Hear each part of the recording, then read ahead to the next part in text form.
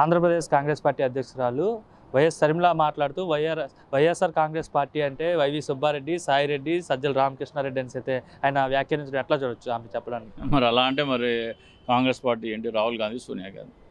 ఇక్కడ మనం మాట్లాడేటప్పుడు మనం ఏం మాట్లాడుతున్నాం, ఎవరి కోసం మాట్లాడుతున్నాం, ఎవరిని ఉద్దేశించి మాట్లాడుతున్నాం, ఎవరికి ప్రయోజనం అనేది చూస్తే, మీరు ఆంధ్రప్రదేశ్ ప్రజల ప్రయోజనాల గురించి మాట్లాడాలనుకుంటే ఆంధ్రప్రదేశ్కి అత్యంత దగా ద్రోహం చేసిన నరేంద్ర మోడీ గారు ప్రత్యేక హోదా గురించి, విభజన హామీల గురించి మాట్లాడండి. మీరు రాహుల్ గాంధీ గారు ఎలాగైతే ఉదయం నుంచి సాయంత్రం వరకు రాహుల్ గాంధీ గారు ఎప్పుడైతే బీజేపీని, ఆర్ఎస్ఎస్ని, నరేంద్ర మోడీ గారిని, అమిత్ షాని విమర్శిస్తారో మీరు కూడా వాళ్ళని విమర్శిస్తే ఆంధ్రప్రదేశ్కి ప్రత్యేక హోదా ఎలా తీసుకురావాలని దాని మీద మీరు మాట్లాడితే బాగుంటుంది.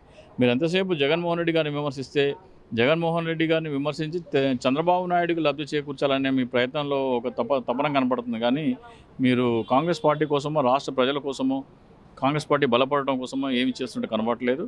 మీ అనుక్షణం, మీ ప్రతి ఒక్క మాట చంద్రబాబు నాయుడుకి లబ్ధి చేకూర్చే విధంగా ఉంది. కాబట్టి ప్రజలు మిమ్మల్ని పెద్దగా పట్టించుకోవడం ఆ పరిస్థితి లేదు. దయచేసి మీ దృక్కోణం మార్చుకొని ప్రత్యేక హోదా కోసం ఏమైనా కార్యాచరణ ప్రకటించండి. ప్రత్యేక హోదా ఆంధ్రప్రదేశ్ ప్రజలు ఏం చేయాలి, ఏదైనా కార్యక్రమాలు చేయండి.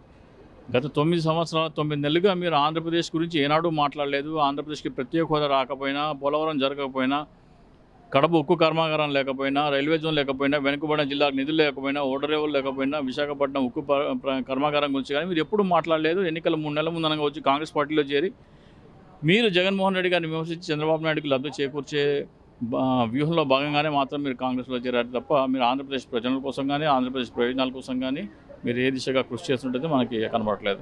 ఆంధ్రప్రదేశ్ ప్రజలు కష్టాల్లో ఉన్నారని తెలిసే నా సొంత ఇంటికి వచ్చానని అయితే ఆమె చెప్తున్నారు. అవును, మరి సొంత ఇంటికి 2000 కిలోమీటర్లు తెలంగాణలో పాదయాత్ర చేసినప్పుడు మరి ఆంధ్రప్రదేశ్కి ప్రత్యేక హోదా రాలేదని ఎప్పుడు పాదయాత్ర ఎందుకు చేయలేదు?